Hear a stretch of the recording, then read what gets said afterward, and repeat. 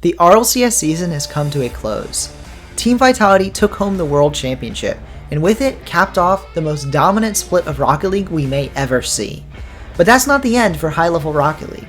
Rocket League esports continues this weekend with a Women's Carball Season 5 World Championship. Yes, that's right, we just had one World Championship, but another is just around the corner on August 19th and 20th. Women's Carball is a women's-only Rocket League circuit that features teams from Europe and North America. They've been competing since October for a total prize pool of over $40,000. The championship this weekend is a $10,000 prize pool and is featuring some big-name orgs you might recognize, like Resolve and even Genji. Throughout the season, there were monthly tournaments in Europe and North America. Teams would earn a cash prize depending on how well they placed, as well as points that added up and throughout the season could earn a team a spot in this championship. Only 4 teams from Europe could qualify and 4 from North America. With the championship fast approaching, I thought there's no better time to give you my power rankings on these 8 teams and let you know who's the favorites and who would be the underdogs to make it all the way. At number 8, I have Bronze Baddies. Now this is by no means a bad team, they deserve to be here in the championship, but I have to put them in last place because they had a pretty poor end to the season, losing out in closed qualifiers in the July regional, meaning they didn't even get top 8 in North America to end the season. And you also have to add on the fact they only got top 4 twice in their region, the only team on this list to have so few top 4 appearances. Now, if they are going to succeed, I think it will be on the back of Zuno. I've had a look at their stats, and although all 3 can be quite equal at times, I think Zuno has some of the best shooting on this team, a very high shooting percentage, and we'll have to see how they can do in this championship.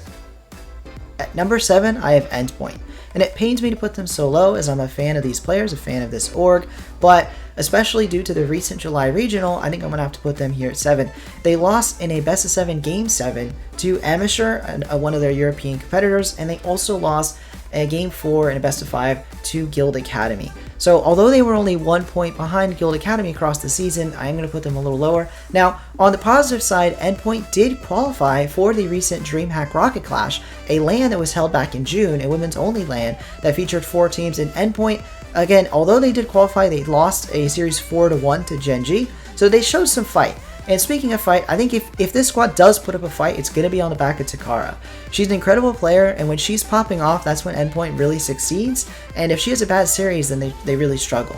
So we'll see how she can do. This squad of Slumpy, Takara, and Alanis has a lot to prove though, and I'm wishing them success in this championship. At number 6, I have Guild Academy. This team has had a good season in Europe. Not only did they beat Endpoint in the recent July regional, but they also have a winning head-to-head record against them across the length of the season. Add in the fact that they've beaten Azure a couple times, and they're looking quite good.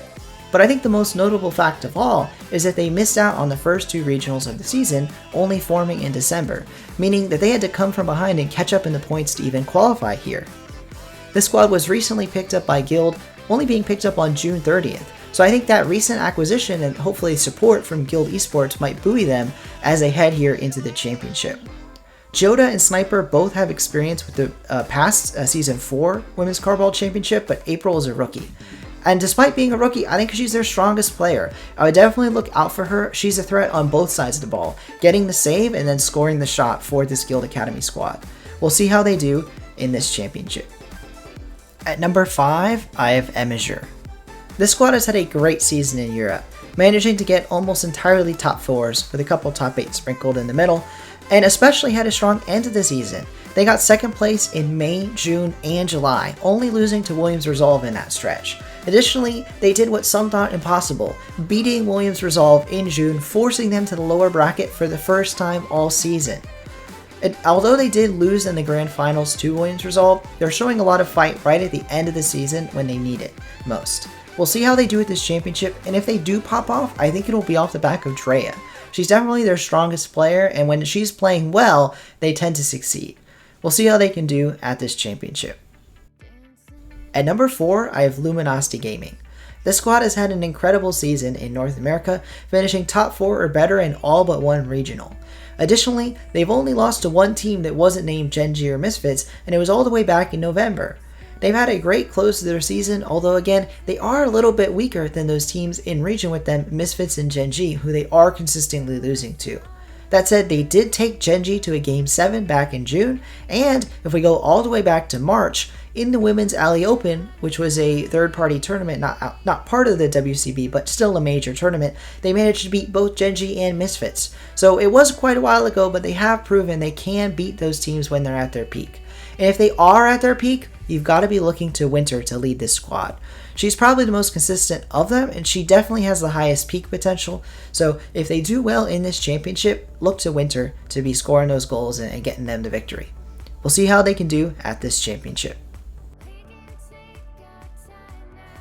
At number 3, I have Resolve.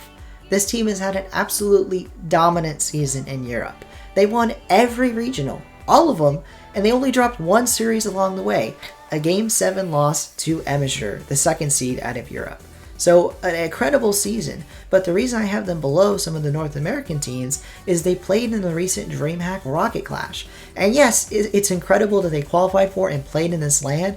And also, yes, in case you know, they put up an incredible fight against Misfits Gaming. They took it all the way to Game 7. They nearly won the series, but they did lose. Ultimately, they lost that first series against the North American second seed, and so I kind of find it hard to rank them much higher, especially with that direct head-to-head. Now, they are, again, an incredible team, and they could easily bounce back here. I do want to note, they are the reigning champions for Women's Carball. They won Season 4, this roster. So we'll see what they can do here in the championship. And if they do bounce back, if they do well, which for them would have to be winning, if they end up winning this championship, it's probably going to be on the back of Dux. Dux is incredible, the best player, most consistent player on this squad. It's stacked, all three of them, but Dux is definitely the most consistent, scoring goals left and right center, so we'll see what Resolve can do. They're definitely a threat to win it all. Probably the first team, I'd say, on this list. They are a threat to win the whole thing. So we'll see what Resolve can do at this championship.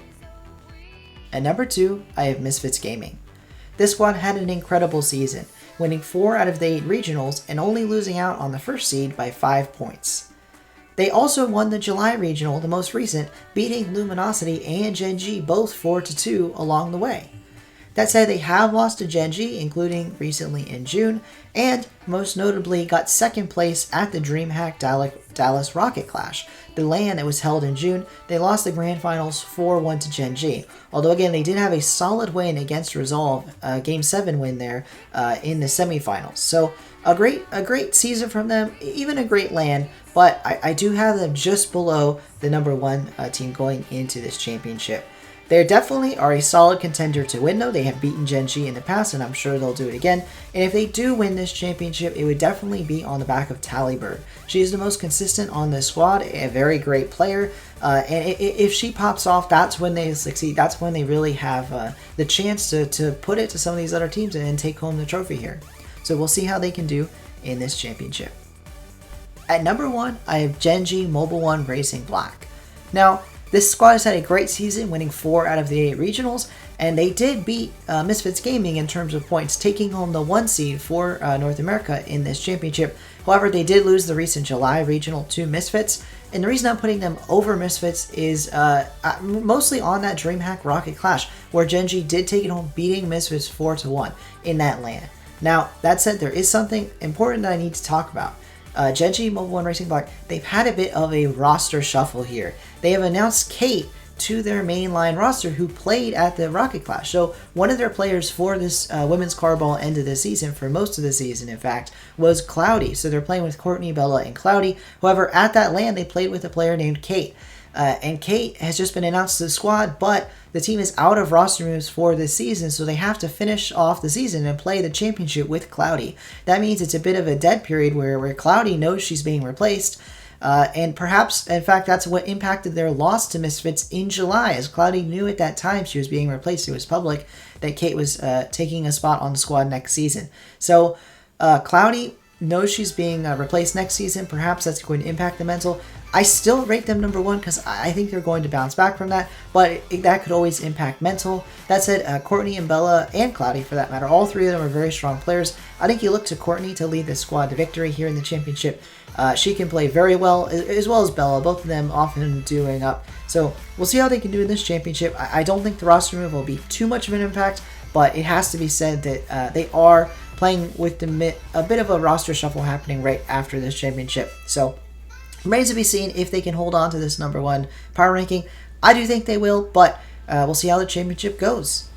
So that's it. That's all 8 teams power ranks. I hope you enjoyed this video. If you did, don't forget to check out the championship this weekend. Again, it's August 19th and 20th, 2023. It'll be broadcast at twitch.tv/women's carball. I'll leave links to them in the description and pinned comment. You should definitely check it out.